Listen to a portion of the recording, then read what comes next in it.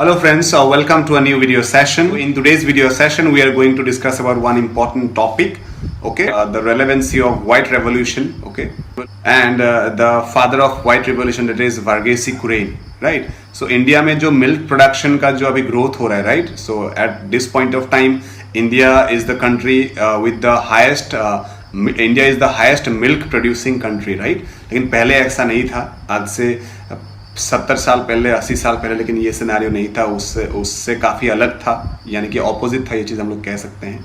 लेकिन ये जो सिलसिला शुरू हुआ या फिर चेंज का, जहाँ पे मतलब जीरो से लेके अभी हीरो बन गया, मतलब यानी कि जहाँ पे इंडिया मतलब कहीं ना कहीं आ ही नहीं रहा था, मतलब ये कंपटीशन में इन टर्म्स ऑफ मिल्क प्रोडक्शन, कैसे जाके इंडिया मतलब वर्ल्ड का top most milk producer country बना, उसका जो जर्नी है उसको स्टडी करना भी बहुत ज़रूरी है, राइट? इसको एज ए होल जानना भी बहुत ज़रूरी है, एग्जाम पॉइंट ऑफ व्यू से भी जानना भी बहुत ज़रूरी है, एंड मोस्ट इंपॉर्टेंटली जो क्लास 12 स्टूडेंट हैं तो उसको भी जानना ज़रूरी है, specifically in your political science book, right? One chapter is there, politics of plan development. तो उसमें क्या हुआ, एक स्लाइड मेंशन किया गया है, छोटा मेंशन किया गया किसके बारे में, वाइट रेवोल्यूशन के बारे में।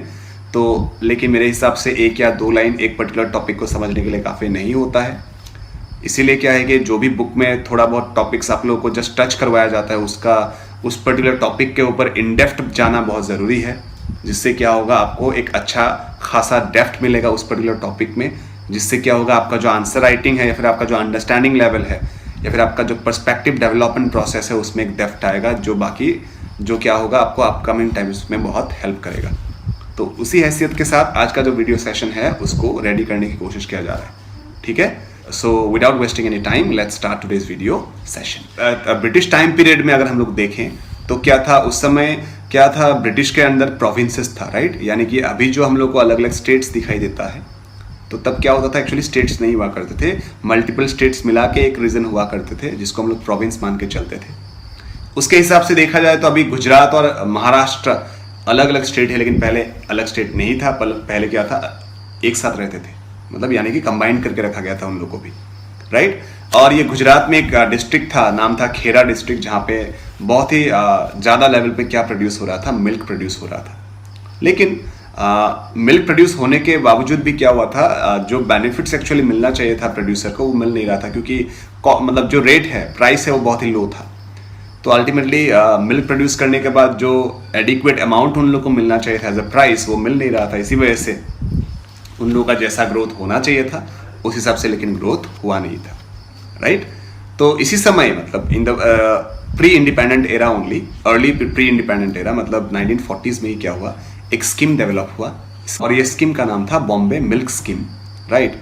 और ये बॉम्बे मिल्क स्कीम के अंदर क्या हुआ, मिल्क लिया गया था किससे, खेरा डिस्ट्रिक्ट में जो भी मिल्क प्रोड्यूसर था, वो लोग जो भी मिल्क प्रोड्यूस करते हैं, राइट? तो उन लोगों का जो मिल्क प्रोड्यूस है उसको वो लोग क्या करते हैं, खरीदते थे। ये बॉम्बे मिल्क स्कीम के अंदर खरीदा गया था, राइट? और that was initiated by Bombay government, okay, which was under British ruling. और ये जो बॉम्बे स्कीम है वो इनिशिएट किया गया था इन the year 1945 under Bombay government. और खेरा डिस्ट्रिक्ट से लेके ये बॉम्बे तक का जो रास्ता का जो यानी कि जो डिस्टेंस था वो था अराउंड 400 किलोमीटर, मतलब बहुत दूरी था। तो यानी कि क्या होगा, मिल्क खरीदने से नहीं होगा, उसको लाना भी पड़ेगा, राइट? मैन्युफैक्चरिंग के लिए या फिर अलग अलग प्रोडक्ट्स डेवलप करने के लिए। तो ये जो लाने का जो रिस्पॉन्सिबिलिटी था वो एक पर्टिकुलर ब्रिटिश कंपनी को दिया गया था, उसका नाम था पॉल्सन कंपनी। अभी बात यहाँ पे ये है कि पॉल्सन कंपनी को दे दिया गया रिस्पॉन्सिबिलिटी, लेकिन सेम ही बात था, जो एडिक्वेट प्राइस पहले नहीं मिल रहा था, अभी भी सेम ही हालत था, क्योंकि प्राइस जो यानी कि था रेट बहुत ही वो लो था। तो ऐसे क्या हो गया, दिन भर दिन डिससेटिस्फैक्शन बढ़ता गया, ओके, डिसएग्रीमेंट बढ़ता गया, जिसके वजह से एक टाइम पे जाके क्या हुआ, मूवमेंट होना शुरू किया। मतलब जो मिल्क प्रोड्यूसर था उन लोगों ने मूवमेंट करना शुरू किया फॉर बेटर प्राइस, कि हम लोग का जो मिल्क प्रोडक्शन है उसके ऊपर हम लोग को जो पैसा दिया गया है वो सफिशिएंट नहीं है, उससे ऊपर हम लोग को प्राइसिंग मिलना चाहिए। और ये जो मूवमेंट था उसको संभाला एक्चुअली त्रिभुवन दास पटेल ने संभाला उसको, ठीक है? ये एक फेमस लीडर था जिसने क्या किया, ये मोर्चा को संभाला, मूवमेंट को संभाला, जिसका नाम है त्रिभुवन दास पटेल। तो वो जाके एक्चुअली हेल्प लिया, यानी कि रिकमेंडेशन लिया, या फिर आप मान सकते हो कि सलाह लिया, किससे, सरदार वल्लभ भाई पटेल से। पूछा कि क्या करने से अच्छा होगा या फिर इसको कैसे आगे लेके जाने से अच्छा होगा। तब एक्चुअली क्या हुआ, सरदार वल्लभ भाई पटेल ने एक मशवरा दिया बोला है कि आप लोग का जो प्रोड्यूसर है उसका एक यूनिट बनाओ, उसका एक काउंसिल बनाओ, राइट, उसका एक ऑर्गेनाइजेशन बनाओ, सब लोग मिलके एक फार्म रीजन के लिए, फार्म कॉज के लिए प्रोटेस्ट करो, लगातार लगते रहो, तब क्या होगा, आप लोग को अच्छा आउटकम मिल सकता है। एक दो प्रोड्यूसर अकेले अकेले आके मतलब इशू खड़ा करते रहोगे तो क्या होगा, उसको वो बात इतना बनेगा नहीं, उसमें इतना दम रहेगा नहीं, तो जिससे क्या होगा, आप लोग का बात बनेगा नहीं। ये मतलब उन लोगों को समझाया गया। तो अल्टीमेटली वल्लभ भाई पटेल ने और भी असिस्ट किया। कैसे असिस्ट किया, उन्होंने क्या किया, मोरारजी देसाई जो कि 1977 में पीएम बना था इंडिया का, तो मोरारजी देसाई को रिस्पॉन्सिबिलिटी दिया ये मैटर देखभाल करने के लिए। और उन्हीं लोगों के इनिशिएशन पे क्या हुआ, खेरा डिस्ट्रिक्ट में क्या हुआ, एक ऑर्गेनाइजेशन डेवलप हुआ जिसका नाम था Kheda district cooperative milk producer union. इस नाम से क्या हुआ, एक पर्टिकुलर ऑर्गेनाइजेशन डेवलप किया गया। तो ये जो यूनियन फॉर्म हुआ, उसके बाद ये जो यूनियन था उसका ये डिमांड हुआ कि अभी मतलब क्या होगा, जो भी मिल्क प्रोड्यूसर है उससे मिल्क हम लोग कलेक्ट करेंगे। कलेक्ट करने के बाद हम लोगों से क्या करना पड़ेगा, बॉम्बे गवर्नमेंट को मिल्क खरीदना पड़ेगा। इससे क्या हुआ, पहले ब्रिटिश लोग राजी नहीं हुआ, राइट, क्योंकि अभी क्या हो गया, मिल्क प्रोड्यूसर से क्या हो रहा था, जब डायरेक्ट मतलब वो लोग मिल्क खरीद रहे थे तो कम पैसों में वो लोग खरीद सकते थे। लेकिन जब अभी मतलब यूनियन फॉर्म हो गया तब क्या हो गया, अल्टीमेटली इस यूनियन के थ्रू अगर मिल्क सेल होगा तो अल्टीमेटली कम दाम पे नहीं ले सकते हो, जिससे क्या हो गया, ब्रिटिश का जो प्रॉफिट मार्जिन है वो कम होता चला जाएगा। तो इसी वजह से क्या हुआ, ब्रिटिश ने पहले उसको रिजेक्ट किया, बोला कि नहीं चलेगा ये। लेकिन जब प्रोटेस्ट का लेवल बढ़ना शुरू हो गया तब बाद में जाके ये चीज़ तय हुआ, ठीक है, बाद में जाके ये चीज़ तय हुआ कि नहीं, उन लोग मजबूर हुआ कि किससे मतलब मिल्क खरीदे। ये जो मिल्क यूनियन फॉर्म किया गया उन्हीं से मतलब क्या किया जाए, मिल्क खरीदा जाए, ठीक है। और ये जो तय हुआ यानी कि फैसला हुआ कि यूनियन से ही मतलब मिल्क लिया जाएगा, तब उससे क्या हुआ, प्रोड्यूसर को बहुत बेनिफिट हुआ।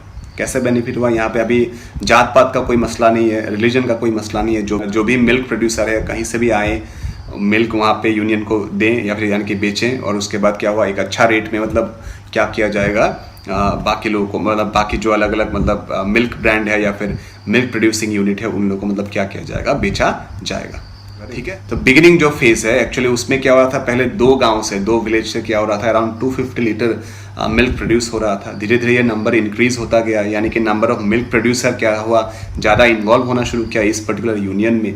बाद में जाके ये एक ऐसा माइलस्टोन हासिल किया कि अराउंड 4000 लीटर तक मिल्क प्रोड्यूस करना या फिर सेल करने में क्या हुआ, ये पर्टिकुलर यूनियन सक्सेसफुल हुआ। यानी कि पटेल का या फिर त्रिभुवन दास या फिर मोरारजी देसाई का जो इनिशिएशन था एक यूनियन फॉर्म करने का, वो कहीं ना कहीं रंग लाया, ये चीज़ हम लोग कह सकते हैं। तो अभी तक मतलब जो सीन था, मतलब बिफोर इंडिपेंडेंस का जो सीन था, उसमें एक्चुअली क्या था, वर्गेसी कुरेन का कोई रोल था ही नहीं। तो Verghese Kurien is known as the father of white revolution as well as he also was the main operator of operation flood, right. तो बात यहाँ पे ये है कि अभी पहले का जो फेज था उसमें कुरेन था ही नहीं। कुरेन का एक्चुअली इन्वॉल्वमेंट हुआ आफ्टर इंडिपेंडेंस। स्पेसिफिकली क्या हुआ, 1949 से हुआ। वर्गेसी कुरेन बाहर जाके एजुकेशन लिया था, अमेरिका में एजुकेशन लिया था। अमेरिका में उसने मैक्सिकन यूनिवर्सिटी से अपना डिग्री हासिल किया, right, through the help of merit scholarship. उसको गवर्नमेंट की तरफ से स्कॉलरशिप मिला था, उसके मेरिटियस एटीट्यूड के वजह से, मेरिटियस अचीवमेंट की वजह से उसको स्कॉलरशिप मिला। और उसी स्कॉलरशिप में वो कहाँ पे गया, यूएसए में गया, मैक्सिकन यूनिवर्सिटी से अपना डिग्री कंप्लीट किया। 1949 में खेरा डिस्ट्रिक्ट में जो ये मक्खन बनाने का, बटर बनाने का जो फैक्ट्री था, उसमें क्या कर दिया गया, उसको अपॉइंट किया गया as dairy engineer. Okay, dairy engineer के तहत उसको अपॉइंटमेंट मिला। कहाँ पे, मक्खन बनाने वाले यानी कि बटर मेकिंग फैक्ट्री में, वो कहाँ पे था, खेरा डिस्ट्रिक्ट में था। तो अभी बात यह है कि पहले एक्चुअली जब मतलब कुरेन गुजरात में आया तो उसका क्या हो रहा था, बहुत ही कॉन्फ्लिक्ट ऑफ इंटरेस्ट हो रहा था। मतलब गुजरात में जो भी लोग था उन लोगों के साथ कहीं ना कहीं उसका बन नहीं रहा था बातें, जिसके वजह से बहुत मुश्किलात पैदा हो रहा था यहाँ पे। कैसे बात नहीं बन रहा था, जैसे कि अभी देखो फॉर एग्जांपल अगर ले लें तो क्या है कि वर्गेसी कुरेन क्या था, एक नॉन वेज आदमी था। और गुजरात में उस समय खेरा डिस्ट्रिक्ट में स्पेसिफिकली बहुत लोग, मैक्सिमम लोग क्या करते थे, वेज खाते थे। तो ultimately in terms of food interest उन लोगों के बीच में थोड़ा बहुत कॉन्फ्लिक्ट था, right. Apart from that Verghese Kurien Christian religion से बिलोंग करता था। कहीं ना कहीं रिलीजियस प्रिंसिपल के ऊपर बेस करके भी क्या था, थोड़ा बहुत मुश्किलात पैदा हुआ, राइट। और कहीं ना कहीं क्या हो रहा था, वर्गेसी कुरेन जो था उसको और कुछ एक्स्ट्रा करना था और कुछ बेहतर करना था अपने लाइफ में। तो इसीलिए क्या हो रहा था, कहीं ना कहीं खेरा डिस्ट्रिक्ट में उसका मन नहीं लग रहा था। हाँ, भले ही उसका क्या हुआ, एक अच्छा खासा रिलेशनशिप डेवलप हुआ विद त्रिभुवन दास पटेल, लेकिन फिर भी क्या हुआ, उसका मन नहीं लग रहा था और बार बार कोशिश कर रहा था कैसे मैं खेड़ा डिस्ट्रिक्ट से निकल पाऊँ। ठीक है, तो अल्टीमेटली कुरेन पहले एक्चुअली क्या था, इतना मतलब डेडिकेटेड नहीं था towards the development of the milk producer of Kheda district. लेकिन क्या हुआ, ये त्रिभुवन दास पटेल के साथ जब मतलब टचेस पे आया वर्गेसी कुरेन, उसके सहारे जब अलग अलग मिल्क प्रोड्यूसर्स को मिला और मिल्क प्रोड्यूसर्स का जो भी इश्यूज था उसको जानने की कोशिश की, तब क्या हुआ, कहीं ना कहीं कुरेन के दिल में भी एक जगह बना for the milk producers, for the condition of the milk producers. तो कहीं ना कहीं मतलब वो एक दुविधा में आ गया, वो डिलेमा में आ गया, यानी कि ड्वेलिज्म आया उसके दिमाग में कि इन लोगों को छोड़ के जाएं, अपना लाइफ बनाएं, या फिर इन लोगों के साथ रह के इन लोगों को भी डेवलप करे और अपना भी नाम रोशन करे। लेकिन फाइनली जाके क्या हुआ, उन्होंने क्या किया, खेड़ा छोड़ के जाने का जो डिसीजन था उसको बॉयकॉट किया, और क्या हुआ, खेड़ा में ही रहने का उन लोगों ने उसने फाइनल डिसीजन बनाया। ठीक है, इसी के तहत क्या हुआ, 1950 में 1 जनवरी में त्रिभुवन दास पटेल के रिक्वेस्ट में जो उन लोगों ने एक्चुअली यूनियन फॉर्म किया था ना 1949 में, राइट, उन लोगों ने जो यूनियन फॉर्म किया था उसका डेयरी मैनेजर बना दिया गया, किसको, वर्गेसी कुरेन को। अभी क्या हुआ, एक्सेलेरेटर दबाना शुरू हुआ, यानी कि मिल्क प्रोड्यूसिंग का मतलब जो एक्सट्रीम हाइट्स है वो धीरे धीरे छूना शुरू कर दिया अंदर वर्गेसी कुरेन। पहले जितना मिल्क प्रोड्यूस हुआ करता था उससे कई गुना ज़्यादा मिल्क अभी प्रोड्यूस होने लगा। इनफैक्ट इतना ज़्यादा मिल्क प्रोड्यूस होने लगा कि उस समय एक्चुअली क्या था, प्रिजर्वेशन के लिए इतना अच्छा टेक्निक नहीं था इंडिया के पास। इसी वजह से क्या हुआ, इतना ज़्यादा मिल्क प्रोड्यूस होने लगा, स्पेसिफिकली बफेलो का जो मिल्क है वो बहुत ही ज़्यादा मतलब नुकसान होना शुरू हुआ, क्योंकि वो ज़्यादा दिन तक प्रिजर्व नहीं होता है।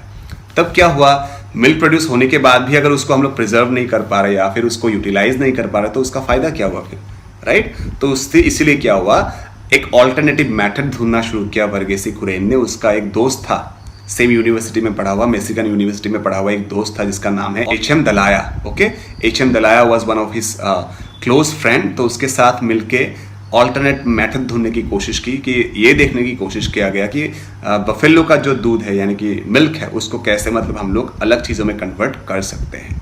और कहीं ना कहीं उससे क्या हुआ, वो लोग मतलब powder milk and condense milk बनाने में सक्सेसफुल हुआ, राइट, जो कि एक अच्छा अचीवमेंट हम लोग मान सकते हैं उस समय में, राइट, बहुत ही अच्छा एक अचीवमेंट मान सकते हैं। मैंने पहले भी कहा है कि India in terms of milk production पहले सेल्फ सफिशिएंट नहीं था, अलग कंट्री से इंपोर्ट करना पड़ता था।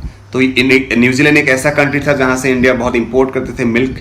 तो अभी देखिए, इंडिया अगर मिल्क सेक्टर में या फिर मिल्क प्रोडक्शन सेक्टर में सेल्फ सफिशिएंट हो रहा है तो कहीं ना कहीं वो क्या है, बाहर का कंट्रीज के लिए एक थ्रेट है। क्योंकि जब इंडिया पूरा तरीके से सेल्फ सफिशिएंट हो जाएगा तो क्या होगा, उन लोगों से मिल्क लेना बंद कर देगा। उल्टा क्या हो जाएगा, उन लोगों के लिए इंडिया एक कंपटीटर बन जाएगा।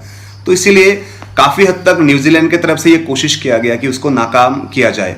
उन लोगों ने कहा कि ये पॉसिबल ही नहीं है कि बफेलो मिल्क से हम लोग कॉन्डेंस मिल्क या फिर पाउडर मिल्क प्रोड्यूस कर सकते हैं। लेकिन सभी को रॉन्ग प्रूव करते हुए वर्गेसी कुरेन और H.M.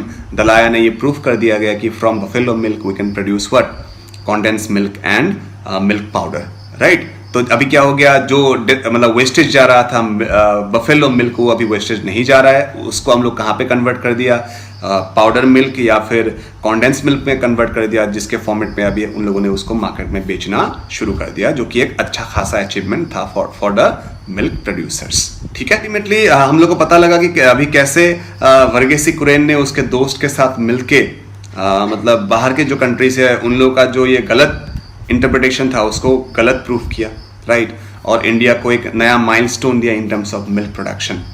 तो उसके बाद क्या हुआ, 1955 में एक्चुअली एक ऐसा चीज़ों का जन्म हुआ जिसका मतलब कॉन्सिक्वेंस या फिर आउटकम हम लोग अभी भी एंजॉय कर रहे हैं। आप लोगों ने सुना होगा अमूल के बारे में या फिर देखा भी होगा, क्योंकि अमूल का बहुत सारा प्रोडक्ट है, चाहे दूध से लेके कर्ड यानी कि दही से लेके पनीर हो, मिठाई हो, आइसक्रीम हो, बटर हो, सब कुछ चीज़ें मिलता है अमूल का आजकल, राइट। तो ये इतना एक ग्लोबल ब्रांड बन गया, लेकिन उसका हिस्ट्री कहाँ है, उसी के साथ जुड़ा हुआ है। और इसके साथ कहीं ना कहीं कौन अटैच था, वर्गेसी कुरेन अटैच था। तो इसके बारे में भी हम लोग एक्सप्लोर करने वाले हैं। तो इन द ईयर 1955 क्या हुआ, वर्गेसी कुरेन ने एक डेयरी फार्म डेवलप किया जिसका नाम था अमूल डेयरी फार्म।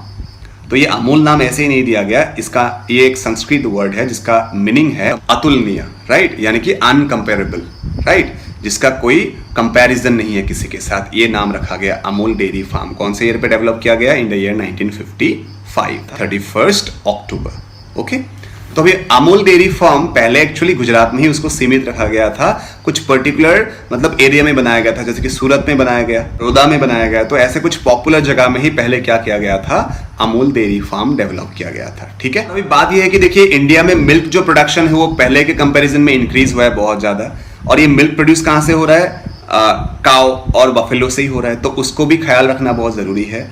तो उसके साथ साथ क्या हुआ, in the year 1964 under the initiative of Lal Bahadur Shastri एक नया सेंटर डेवलप किया गया जो कि स्पेसिफिकली कंसर्न था रिगार्डिंग द फीडिंग, और जो भी फूड दिया जाता है राइट काउ एंड बफेलो को, उसके ऊपर बेस करके एक सेंटर डेवलप कर दिया गया। ठीक है, और जब ये वर्गेसी कुरेन का जब ये मिल्क प्रोडक्शन मॉडल देखने के लिए विजिट यानी कि देखने के लिए गया लाल बहादुर शास्त्री, तो बहुत ही सेटिस्फाइड हुआ और उसने स्पेसिफिकली रिक्वेस्ट किया वर्गेसी कुरेन को कि ये जो प्रोडक्शन है, ये जो प्रोजेक्ट है, मिल्क प्रोजेक्ट है, उसको सिर्फ गुजरात में लिमिटेड नहीं किया जाए, इसको पूरे इंडिया में फैलाने की कोशिश किया जाए, जिससे क्या होगा, इंडिया के लिए एक मेजर माइलस्टोन होगा, जिससे इंडियन लोगों को बहुत बेनिफिट मिलेगा, या फिर इंडिया में डेवलपमेंट का एक नया पाथ ओपन हो सकता है, ये चीज हम लोग कह सकते हैं। तो ये जो जर्नी था उसमें हम लोगों ने ये चीज ऑब्जर्व किया कि धीरे धीरे इंडिया पहले के कंपैरिजन में दूध यानी कि मिल्क ज्यादा प्रोड्यूस कर रहा है राइट, लेकिन फिर भी उस समय में भी क्या था, इंडिया कहीं ना कहीं थोड़ा बहुत मिल्क कहाँ से इंपोर्ट करता था, अलग कंट्री से इंपोर्ट करता था। और उसी समय के दौरान क्या हुआ था, अराउंड 1960s में क्या हुआ, यूरोप में इतना ज़्यादा मिल्क प्रोडक्शन हुआ, एक्सेसिव मिल्क प्रोडक्शन हुआ कि उन लोगों को दूध फेंकना पड़ा राइट, यानी कि क्या हो गया, इंटरनेशनल मार्केट में दूध यानी कि मिल्क का वैल्यू थोड़ा कम हो गया था। तो अल्टीमेटली इसके वजह से क्या हुआ, इंडिया ने क्या किया था, जो मिल्क बाहर से अवेल किया था राइट, तो बाहर से अवेल किया इंडिया ने, और उसी मिल्क को क्या कहता है, जैसे कि अभी रेट यानी कि डिमांड घट रहा था, तो अल्टीमेटली क्या है, उसी मिल्क को इंडियन जो लोग हैं उसको मतलब फ्री में देने की यानी कि बांटने की कोशिश, मतलब बांटने के बारे में सोचा गया था अंदर शास्त्री गवर्नमेंट। तब लेकिन क्या हुआ, वर्गेसी कुरेन ने इसको अपोज किया।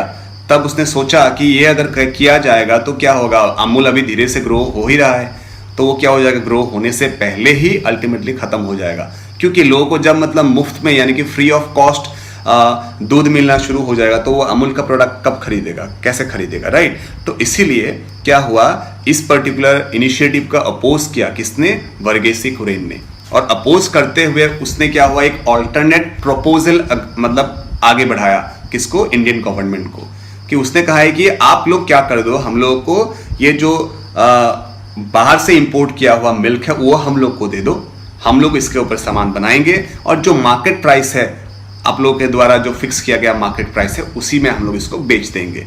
और कहीं ना कहीं गवर्नमेंट को भी ये प्रोजेक्ट अच्छा लगा, यानी कि ये प्रपोजल अच्छा लगा, और उन लोगों ने क्या किया, इसको एग्री किया। और एग्री करने के बाद, ठीक है, एग्री करने के बाद क्या हुआ, बाहर से इंपोर्ट किया गया हुआ दूध भी किसको दे दिया गया, अमूल डेयरी फार्म को दे दिया गया, ताकि उससे वो लोग अलग सामान प्रोड्यूस कर पाए और इंडियन मार्केट में उसको अवेल कर पाए। तो एक्चुअली गवर्नमेंट का जो इंपोर्टेशन था इन टर्म्स ऑफ मिल्क राइट, पहले एक्चुअली वो लोग एक्चुअली क्या करते थे, बाहर से ज्यादातर butter milk and skin milk powder मतलब इंपोर्ट करते थे।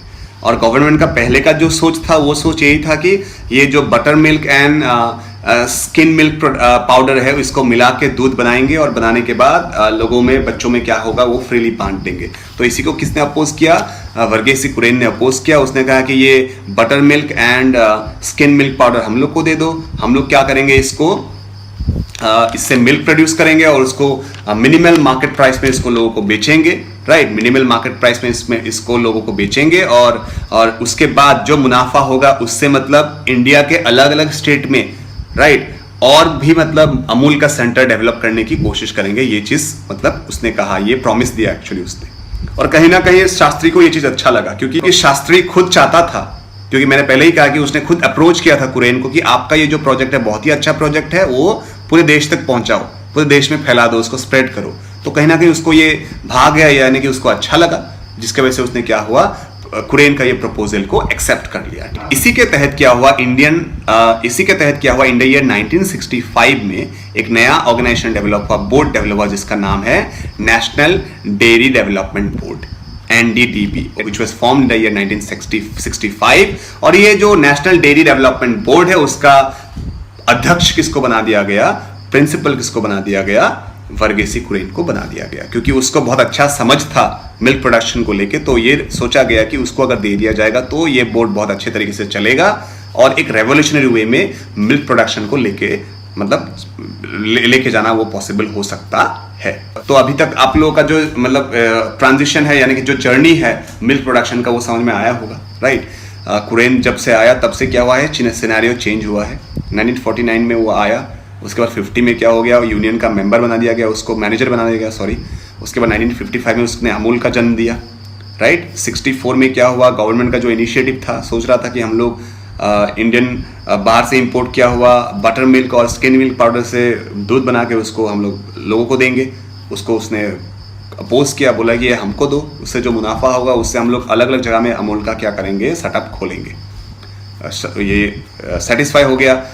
इससे क्या होगा, गवर्नमेंट ने उसको एग्री किया। करने के बाद क्या हुआ, national dairy development board form किया इन द ईयर 1965, जिसका अध्यक्ष किसको बना दिया गया, वर्गेसी कुरेन को बना दिया गया। और हालांकि हम लोगों को पता है कि ये जो गवर्नमेंट से दूध लिया था, मतलब butter milk and skin milk powder लिया था, उसने एक प्रॉमिस रखा गया था कि अमूल का सेटअप अलग अलग जगह में खोला जाएगा। उसी को फुलफिल करने के लिए, उसी प्रॉमिस को फुलफिल करने के लिए एक्चुअली ऑपरेशन फ्लड इनिशिएट किया गया। और ये ऑपरेशन फ्लड एक बार नहीं, दो बार नहीं, टोटल 3 बार इनिशिएट किया गया। तो इसलिए हम लोग operation flood 1, operation flood 2, operation flood 3, ये तीनों चीज जानना बहुत जरूरी है। और ये फर्स्ट ऑपरेशन फ्लड इनिशिएट किया गया इन द ईयर 1970। और ये फर्स्ट ऑपरेशन फ्लड के अंदर क्या हुआ वो भी जानना बहुत जरूरी है। फर्स्ट ऑपरेशन फ्लड के अंदर 13 न्यू डेयरी फार्म खोला गया अलग अलग जगह पे। साथ ही साथ एक नया animal feeding centre, animal food centre भी डेवलप किया गया। याद रहेगा आप लोगों को, फर्स्ट ऑपरेशन फ्लड के तहत in the year 1970 13 new dairy farm were setup, right, along with that one animal food center were also grown up, right, under first operation flood. Now the second operation flood, ये कब initiate हुआ, second operation flood initiate हुआ in the year 1980। तो इसके अंदर क्या किया गया ये भी हम लोग को देखना जरूरी है। उन लोग का जो ये प्रॉफिट था, along with that world bank से जो उन लोग को असिस्टेंस मिल रहा था, फाइनेंशियल असिस्टेंस, उसके सहारे उन लोगों ने क्या किया, 170 न्यू डेयरी फार्म उन लोगों ने इंडिया के अलग अलग जगह में खोला। उसके साथ साथ 32 न्यू एनिमल फूड सेंटर भी उन लोगों ने डेवलप किया। So this were the initiatives taken under the second operation flood which was initiated in the year 1980. Third operation flood है उसको इनिशिएट किया गया इन द ईयर 1990 में। ठीक है, तो इसमें क्या हुआ वो भी जानना बहुत जरूरी है। इसके अंदर ये थर्ड ऑपरेशन फ्लड के अंदर एक्चुअली नया डेयरी फार्म या फिर नया एनिमल फूड सेंटर डेवलप नहीं किया गया। इसमें ये देखा गया कि कुल अब तक मतलब कुल मिला के जितना भी नया डेयरी फार्म डेवलप हुआ है तो वो सब लोग अच्छे तरीके से फंक्शन कर रहा है या फिर नहीं कर रहा है। अगर कोई एक फार्म परफॉर्म नहीं कर रहा है तो किस वजह से नहीं कर रहा है, उसको फिर से एक्टिव बनाने के लिए, अच्छे से परफॉर्म करवाने के लिए क्या किया जा सकता है, उसके ऊपर एम्फेसिस किया गया, उसके ऊपर इनिशिएटिव लिया गया, उसके ऊपर काम किया गया। तो ये किसका खासियत था, थर्ड ऑपरेशन फ्लड का खासियत था, जिसको कौन से ईयर पे इनिशिएट किया गया था, इन द ईयर 1990। ऐसे ही धीरे धीरे क्या हुआ, इंडिया मिल्क प्रोडक्शन में बहुत आगे बढ़ने लगा और इंडिया ने क्या हुआ 1998 में एक major, actually not major, the highest milestone achieve किया in terms of milk production, which means what, in the year 1998 India has turned into the highest milk producing country in the world। तो यानी कि 1998 में क्या हुआ, India को ये tag मिला, ये सम्मान मिला, राइट, ये रिकॉग्निशन मिला कि India has become the highest milk producer country in the world. तो इसी से हम लोगों को क्या हो रहा है कि इंडिया में कैसे मतलब मिल्क रेवोल्यूशन हुआ, जिसको हम लोग बोलते हैं आजकल व्हाइट रेवोल्यूशन, जिसका फादर किसको मानते हैं, वर्गेसी कुरेन। तो अभी ये जो एंटायर वीडियो सेशन है उसमें हम लोग को पता लगा कि कैसे वर्गेसी कुरेन ने अलग अलग तरीके से कैसे मतलब क्या हुआ मिल्क प्रोडक्शन को डेवलप किया, डेवलप करने के बाद उसको कैसे अलग अलग जगह में एक्सपांड किया, राइट, उसके बारे में पता लगा, जिसके वजह से एक्चुअली क्या हुआ, कहीं ना कहीं आज इंडिया क्या है, टॉप मोस्ट यानी कि highest milk producing country in the world होने में इंडिया क्या है, कामयाब है। और इंडिया में या फिर मिल्क रेवोल्यूशन लाने में मतलब जो ये मेजर कंट्रीब्यूशन प्रोवाइड किया वर्गेसी कुरेन ने, उसका ये मेजर कंट्रीब्यूशन के वजह से उसको अलग अलग सम्मान से नवाजा गया है। इसीलिए क्या हुआ था, इन द ईयर 1975 उसको पद्मश्री अवार्ड से नवाजा गया, ईयर 1999 उसको पद्म विभूषण मिला गया था, राइट। तो ये 2 अवार्ड उसको दिया गया for his greater achievement, for his greater dedication towards the development of the entire country. Okay तो ये जो फेमस पर्सनालिटी है who is also known as the father of right white revolution, who is also the main initiator of operation flood, right, उसका death हुआ in the year 2012 9 सितंबर, राइट। तो उसका जो ये स्टार्ट किया हुआ जो स्टार्टअप था यानी कि जो ऑर्गेनाइजेशन था अमूल, वो आज बहुत ही ज्यादा ग्रो कर रहा है, जिसका प्रॉफिट लेवल बहुत ही हाई हो गया है, राइट, जो कि एक ग्लोबल ब्रांड बन चुका है। और लास्ट जो फाइनेंशियल ईयर था 2022-2023 में, उसमें तकरीबन 38,000 करोड़ का प्रॉफिट कमाया है अमूल ने। और ये अमूल एक्चुअली सिर्फ प्रॉफिट ही नहीं कमा रहा है, इंडिया में जो मिल्क प्रोड्यूसर है, लाखों मिल्क प्रोड्यूसर्स को उसके अंदर लेके काम करना शुरू किया है। और बताया जा रहा है कि एक स्टैटिस्टिक्स के हिसाब से ये पता लगा है कि अमूल के अंदर अराउंड अभी 36 लाख फार्मर्स काम करते हैं। अमूल के साथ अराउंड 18,500 विलेजेस आज अभी कनेक्टेड है इंडिया के total, right. Along with that अगर उन लोग के प्रोडक्शन का जो स्टैटिस्टिक्स है उसमें अगर देखा जाए, गौर किया जाए, तो ये चीज हम लोग कह सकते हैं कि अमूल का जो एनुअल मिल्क प्रोडक्शन है वो टोटल 3 करोड़ लीटर है। तो ये एक ह्यूज नंबर है, जिससे हम लोगों को क्या पता लगा अमूल कैसे दिन भर दिन ग्रो कर रहा है, कैसे एक ग्लोबल ब्रांड बनने में सक्सेसफुल हुआ। इसका जो सिनेरियो है वो कहीं ना कहीं हम लोग को समझ में आता है। तो आज का जो वीडियो सेशन है उसमें आप लोग को व्हाइट रेवोल्यूशन के बारे में पता लगा, उसमें वर्गेसी कुरियन का क्या कंट्रीब्यूशन था और क्यों वर्गेसी कुरियन को actually father of white revolution माना जाता है उसके बारे में पता लगा। प्लस अमूल जिसको हम लोग बोलते हैं Amul the taste of India, वो कैसे डेवलप हुआ, कैसे क्रिएट हुआ और कैसे एक वो टॉप मोस्ट हाइट में पहुंचा in terms of milk production and profit, तो उसके बारे में हम लोग को पता लगा। I hope all of you are going through this video and after watching this video you will gain something new from it, right. आप लोग कुछ नया जानने को मौका मिलेगा। कुछ दिन बाद हम लोग फिर से नया कुछ टॉपिक लेके आएंगे नया वीडियो सेशन के साथ। Till then take care, goodbye and thank you for watching the video.